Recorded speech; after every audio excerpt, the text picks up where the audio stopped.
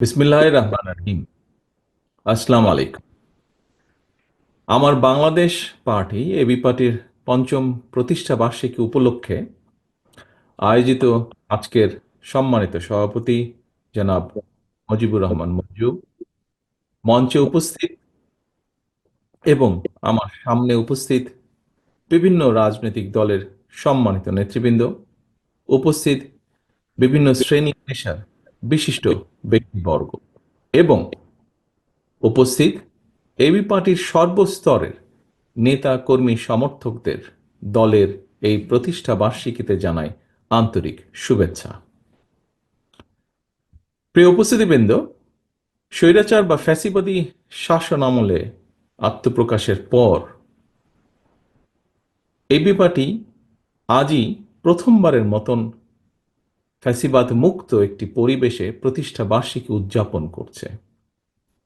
একটি গণতান্ত্রিক রাজনৈতিক দলের জন্য অবশ্যই এটি একটি প্রত্যাশিত পরিস্থিতি।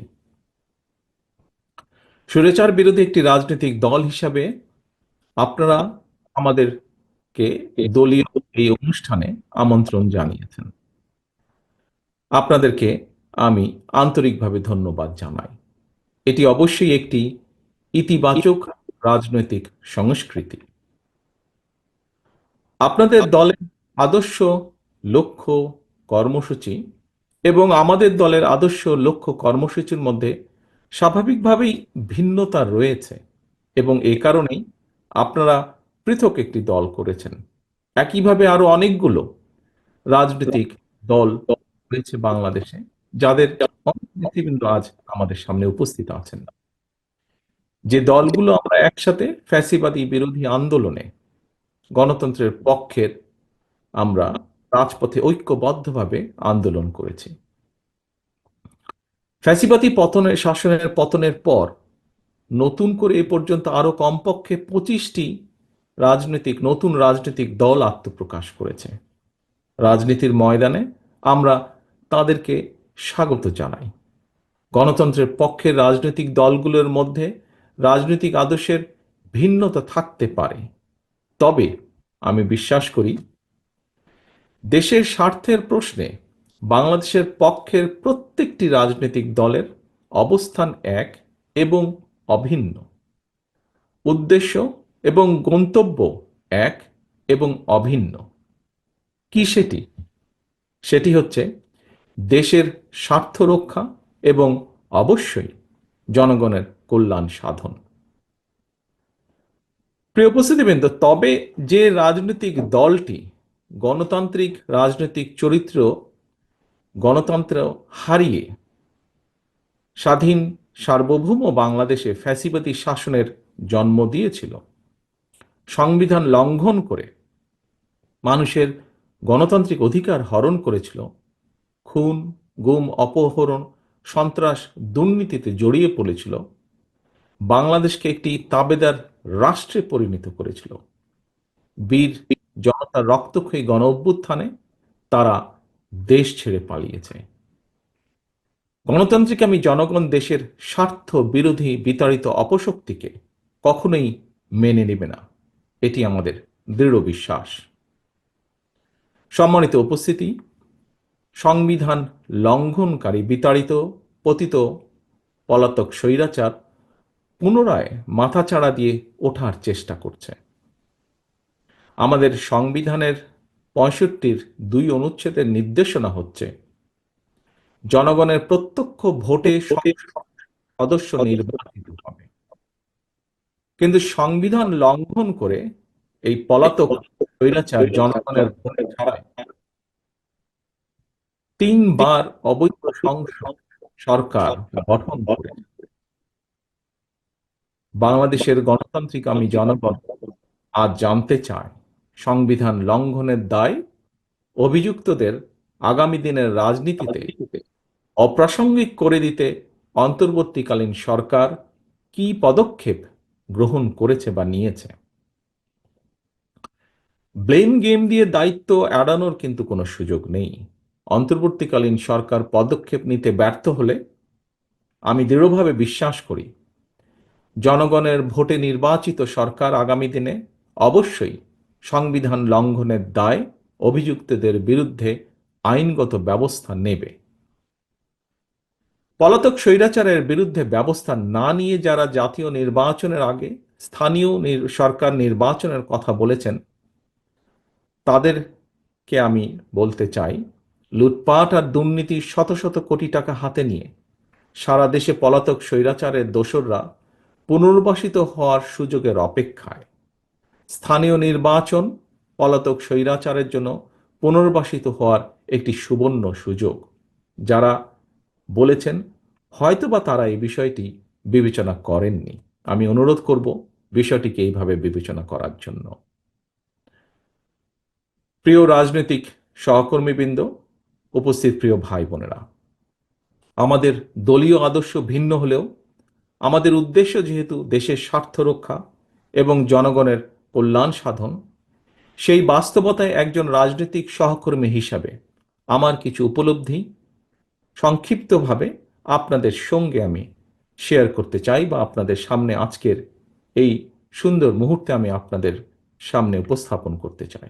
প্রিয় সহকর্মীবৃন্দ, লাখো প্রাণের বিনিময় 1971-এর স্বাধীন বাংলাদেশ, 75-এর 7ই নভেম্বরের আধিপত্য বিরোধী তাবেদার মুক্ত বাংলাদেশ, 90-এর স্বৈরাচার বিরোধী বাংলাদেশ এবং 2024-এর ফ্যাসিবাদ বিরোধী বাংলাদেশ। বাংলাদেশের ইতিহাসের এমন প্রতিটি বাঁকে মানুষ কেন অকাতরে জীবন দিয়েছিলেন? কি ছিল এই শহীদদের স্বপ্ন? তারা কেমন বাংলাদেশ চেয়েছিলেন? একজন রাজনৈতিক কর্মী হিসাবে এসব প্রশ্নের জবাব খোঁজার জন্য 54 বছর সময় খুব বোধহয় কম সময় নয়। এজন্যই আমি মনে করি শুধুমাত্র শহীদদের আত্মত্যাগকে শ্রদ্ধার সঙ্গে স্মরণের মধ্য দিয়েই রাজনৈতিক কর্মী বা নেতা হিসেবে আমাদের দায়িত্ব বোধহয় শেষ হয়ে যায় না। শহীদদের স্বপ্নের বাংলাদেশ প্রতিষ্ঠার মাধ্যমেই কেবল আমরা তাদের সুমহান আত্মত্যাগের প্রতিদান দেওয়ার চেষ্টা আমরা করতে পারি। প্রিয় রাজনৈতিক সহকর্মী এবং ভাই বোনেরা, বাংলাদেশের 54 বছরের ইতিহাসের সবচেয়ে দুটি গুরুত্বপূর্ণ অর্জন যদি আমরা এভাবে দেখি: 1, 1971 সাল ছিল বাংলাদেশের স্বাধীনতা অর্জনের। 2, 2024 সাল ছিল দেশ এবং জনগণের স্বাধীনতা রক্ষার। বাংলাদেশ নামক এই জাতি রাষ্ট্রের স্বাধীনতা প্রিয় হাজারো লাখো শহীদের রক্তে লেখা স্মারকে 71 আর 24-এর রাজনৈতিক বার্তাটি হল, দিল্লির তাবেদার হওয়ার জন্য বাংলাদেশ 1971 সালে পিণ্ডি ত্যাগ করে নাই। 1975 সালের 7ই নভেম্বরের দেশের সিপাহী জনতাও এই বার্তাটি দিয়েছিল। গণতন্ত্রকামী জনগণের স্বাধীনতার বার্তা উপেক্ষা করে পতিত পলাতক স্বৈরাচার দীর্ঘ 1.5 দশক স্বাধীন বাংলাদেশকে তাবেদার রাষ্ট্রে পরিণত করেছিল। ভবিষ্যতে যাতে আর কেউ কখনো বাংলাদেশকে তাবেদার রাষ্ট্রে পরিণত করার দুঃসাহস না দেখায়, পরাজিত তাবেদার অপশক্তি তাদের দোসররা আর যেন মাথা ছাড়া দিয়ে উঠতে না পারে, সেটিই হোক বাংলাদেশের আজ এবং আগামী দিনের রাজনৈতিক বন্দোবস্ত। প্রিয় উপস্থিতিবৃন্দ, প্রিয় রাজনৈতিক সহকর্মীবৃন্দ, দেশ এবং জনগণের স্বাধীনতা সুরক্ষিত এবং সুসংহত রাখতে হলে নাগরিকদের রাজনৈতিক এবং অর্থনৈতিক ক্ষমতা নিশ্চিত করাটাই হতে হবে প্রধান অগ্রাধিকার। জনগণের রাজনৈতিক ক্ষমতায়নের অন্যতম পূর্ব শর্ত হচ্ছে স্বাধীনভাবে প্রতিটি নাগরিকের স্বাধীনভাবে ভোট প্রয়োগের নিশ্চয়তা বিধান। স্থানীয় সরকার থেকে জাতীয় সংসদ পর্যন্ত প্রতিটি স্তরে নাগরিকদের প্রত্যক্ষ ভোটে জনপ্রতিনিধি নির্বাচনের গণতান্ত্রিক রীতি প্রতিষ্ঠিত করা গেলে যারা জনপ্রতিনিধি হতে চান তাদেরকে নিশ্চিতভাবে জনগণের রায়ের মুখোপেক্ষী করে দেওয়া সম্ভব হবে। এই প্রক্রিয়ায় নাগরিকদের রাজনৈতিক ক্ষমতায়ন নিশ্চিত হতে থাকবে। ধীরে ধীরে জনপ্রতিনিধিরা জনগণের কাছে জবাবদিহিতা করতে বাধ্য হবেন। কারণ আমাদের মনে রাখা প্রয়োজন মনে হয়, কিতাবি কিংবা পুঁথিগত সংস্কার দিয়ে স্বৈরাচার বা ফ্যাসিবাদ ঠেকানো যায় না। সংবিধান বা আইন না মানের কারণেই মানুষ ফ্যাসিবাদী হয়ে ওঠে। জনগণকে রাজনৈতিক এবং অর্থনৈতিক ক্ষমতা নিশ্চিত করা না গেলে শেষ পর্যন্ত কোনো সংস্কারই বোধহয় টেকসই হয় না। এ কারণেই রাষ্ট্র রাজনীতির গুণগত সংস্কার এবং নাগরিকদের রাজনৈতিক ক্ষমতায়নের লক্ষ্যে একটি রাজনৈতিক দল হিসাবে বিএনপি সবসময় জনগণের সরাসরি ভোটে নির্বাচিত জনপ্রতিনিধি, নির্বাচিত জাতীয় সংসদ এবং নির্বাচিত সরকার প্রতিষ্ঠার দাবি জানিয়ে আসছে। প্রিয় সহকর্মীবৃন্দ, রাজনৈতিক দল নির্বাচনের দাবি জানাবে, এটি স্বাভাবিক গণতান্ত্রিক রীতি। অথচ আমরা খেয়াল করছি গত কিছুদিন ধরে অত্যন্ত সুকৌশলে দেশে এমন একটি আবহাওয়া তৈরির অপচেষ্টা চলছে, যেখানে নির্বাচন অনুষ্ঠানের দাবি করাটাই যেন একটি অপরাধ।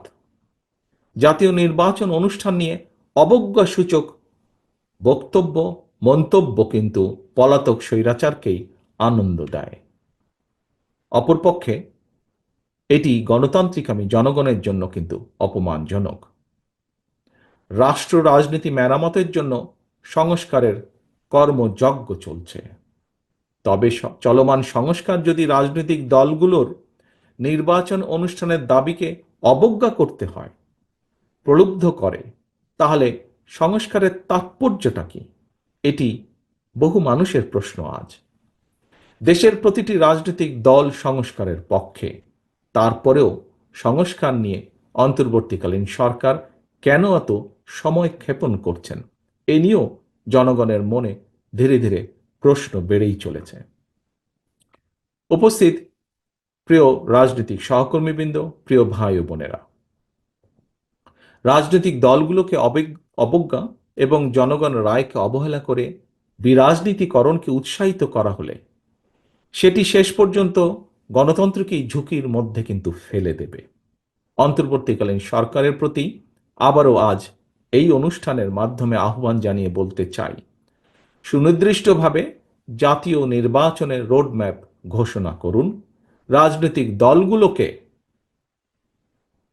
প্রিয় সহকর্মীবৃন্দ, দয়া করে এই কথাটি শোনার জন্য আপনাদেরকে আমি অনুরোধ করব বিশেষভাবে, রাজনৈতিক দলগুলোকে জনগণের আদালতের মুখোমুখি করার উদ্যোগ গ্রহণ করতে হবে এবং এই উদ্যোগ গ্রহণ করতে হবে বর্তমান অন্তর্বর্তীকালীন সরকারকে। জনগণের ভোটের মাধ্যমে জনগণের কাছে জবাবদিহিমূলক সংসদ সরকার গঠিত হলে দেশের স্বাধীনতা, সার্বভৌমত্ব সুসংহত থাকবে।